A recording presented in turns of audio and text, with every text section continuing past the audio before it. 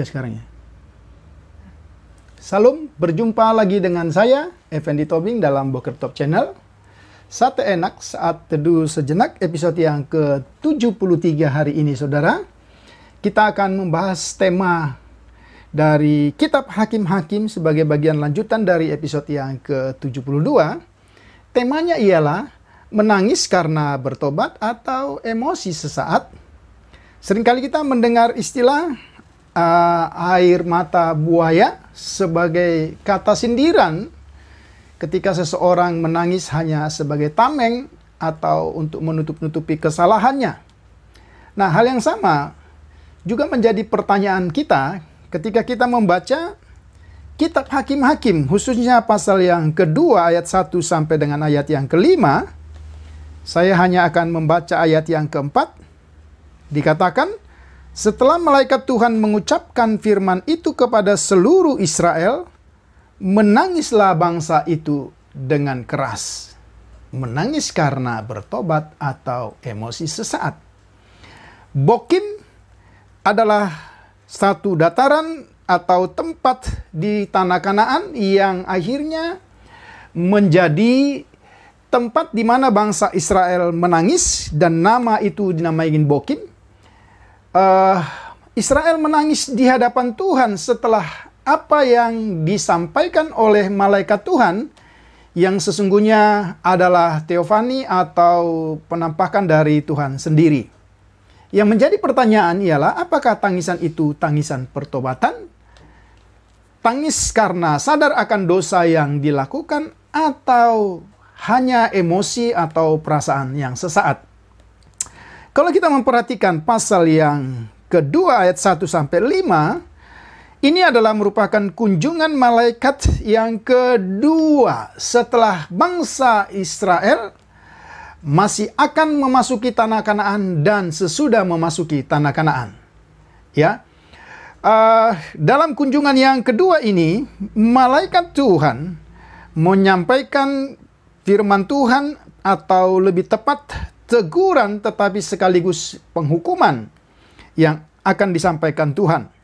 Kalau kita membandingkan kunjungan malaikat yang kedua ini sangat berbeda dengan kunjungan malaikat yang pertama yang terdapat pada Yosua pasal yang kelima, di mana bangsa Israel akan memasuki kota Yeriko.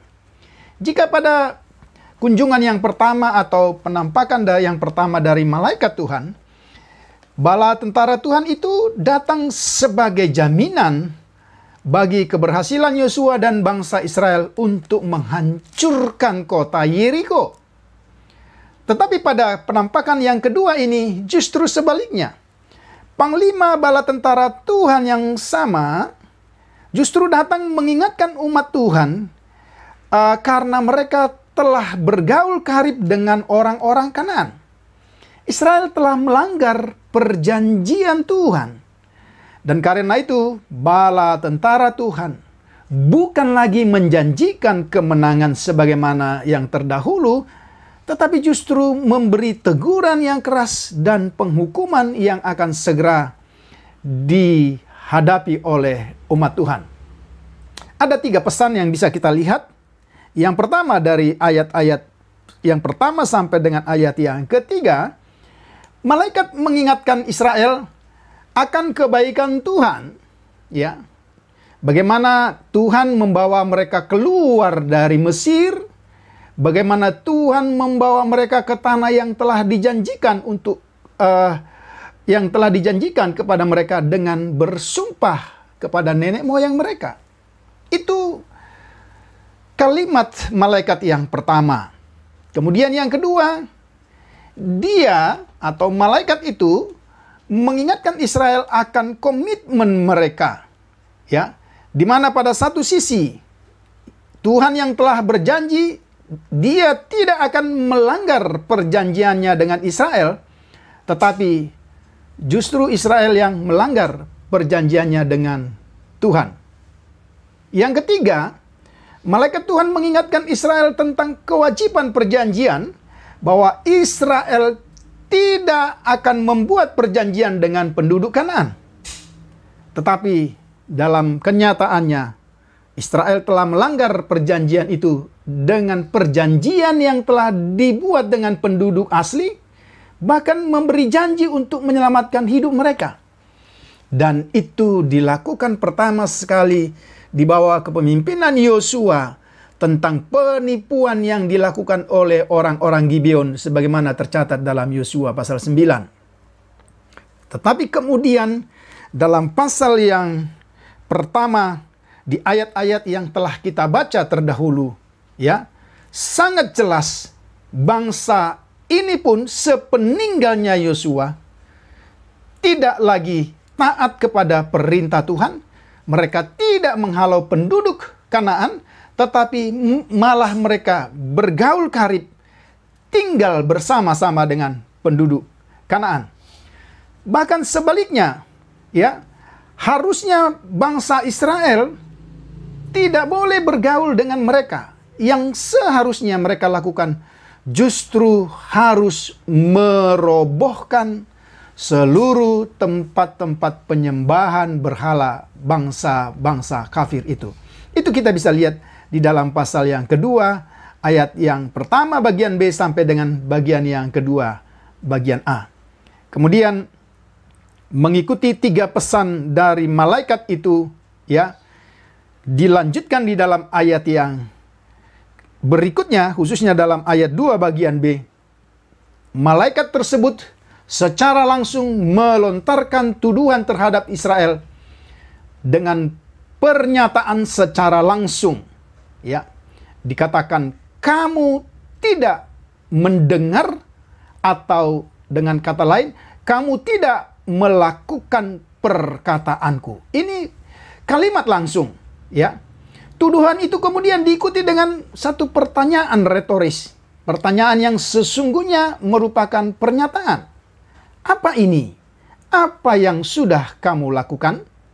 Pertanyaan ini menggarisbawahi sesungguhnya, sekali lagi, pertanyaan ini sesungguhnya menggarisbawahi ketidaktaatan yang berterus terang dan dengan sengaja menolak Tuhan. Ini yang kita bisa lihat dalam pembacaan ini. Apa akibatnya, saudara?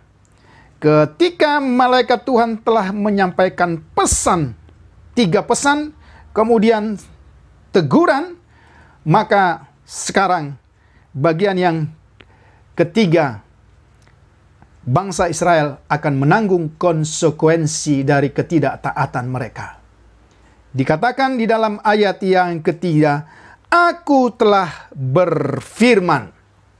Saudara tahu, perkataan yang sama telah pernah disampaikan jauh sebelumnya, sebelum kepemimpinan di bawah Yosua, yaitu kepemimpinan di bawah Musa. Kalau kita misalnya lihat dalam Bilangan 33 ayat 55. Tetapi juga sesudah Yosua, dia juga telah menyampaikan itu dalam Yosua pasal 23 ayat 13. Yakni, karena mereka tidak mentaati perintah Tuhan untuk menghalau seluruh penduduk Kanaan, melainkan membiarkan mereka tetap tinggal di tengah-tengah atau di antara mereka. Akibatnya ialah di dalam bagian-bagian ini sangat jelas dikatakan, khususnya di ayat yang ketiga. Maka Tuhan tidak akan menghalau bangsa-bangsa itu dari tengah-tengah umat Israel. Itu yang pertama. Kemudian yang kedua, Karena Tuhan tidak menghalau mereka dari tengah-tengah bangsa Israel, maka bangsa-bangsa itu menjadi musuh, atau bahkan dikatakan bagaikan duri yang menusuk lambung. Itu bisa kita baca pada Bilangan 33 ayat 55. Sebagaimana perintah Tuhan pertama sekali disampaikan kepada Musa. Dan yang berikut, yang ketiga, sebagai konsekuensinya, segala Allah bangsa-bangsa itu akan menjadi jerat bagi umat Israel. Nah, ini yang kita bisa perhatikan. Itu persoalan atau krisis yang terjadi setelah bangsa Israel melakukan pelanggaran yang serius dengan tidak taat kepada firman Tuhan. Maka penghukuman itu direspon oleh Israel tentu melalui tua-tua. Maka dikatakan mereka mengangkat suara, ya. Kemudian mereka menangis dengan keras. Maka nama kota atau tempat itu disebut dengan kata Bokim. Ya, satu kebiasaan di Israel, ya, nama tempat atau nama pribadi dikaitkan dengan peristiwa-peristiwa khusus di mana peristiwa itu terjadi. Jadi Bokim itu artinya menangis. Ya. Sekali lagi, dari kata menangis ini yang menjadi pertanyaan bagi kita. Apakah mereka menangis karena penyesalan, karena kesadaran akan kegagalan mereka dan bertobat, atau karena apa? Ini yang menjadi pertanyaan bagi kita. Kemudian kalau kita memperhatikan, memang mereka tidak hanya menangis, tetapi respon mereka diikuti dengan tindakan mempersembahkan kurban bagi Tuhan di tempat yang sama. Tetapi lagi-lagi, pertanyaannya sama. Apakah respon menangis, mempersembahkan kurban itu lahir dari hati yang terdalam karena mereka sadar akan dosa mereka? Atau hanya emosi atau perasaan yang sesaat? Saudara, bagaimana kita menjawab pertanyaan ini? Pertanyaan ini akan terjawab nanti.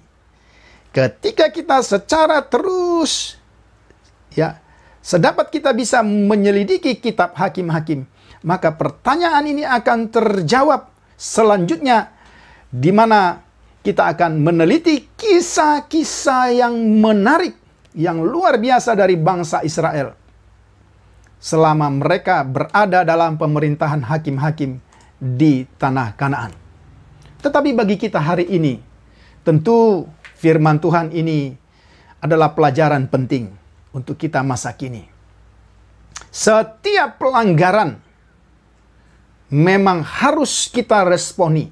Setiap peringatan Tuhan harus kita responi dengan sikap atau cara kita masing-masing.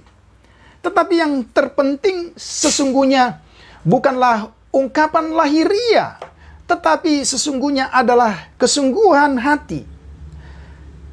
Ketika kita mendapat teguran dari Tuhan, saya berpikir kita menangis boleh-boleh saja. Tetapi yang terpenting bukan air mata yang hanya sesaat, tetapi tekad kita yang bulat.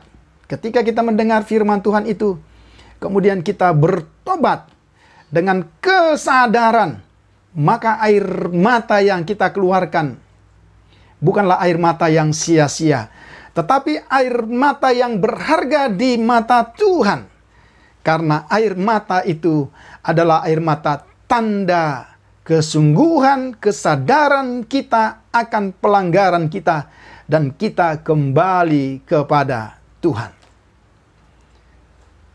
Pertanyaan ini memang belum terjawab secara tuntas. Tetapi bagi kita hari ini, mari kita menjawab dalam hidup kita masing-masing. Ketika kita memberi respon, bahkan dengan air mata sekalipun, mari kita memberi respon dengan sungguh-sungguh. Bukan air mata buatan, apalagi air mata sebagaimana yang saya katakan tadi, air mata yang hanya menutup-nutupi kesalahan kita, tetapi tanpa pertobatan. Biarlah kiranya kebenaran firman Tuhan yang singkat ini boleh menolong kita semua, Bapak Ibu semua saudara sahabat yang saya kasihi, dimanapun kita menyaksikan tayangan ini, sehingga pertobatan kita, ya pembaruan hidup kita menjadi pembaruan yang sungguh-sungguh di hadapan Tuhan. Kiranya Tuhan Yesus memberkati kita sekalian. Salam.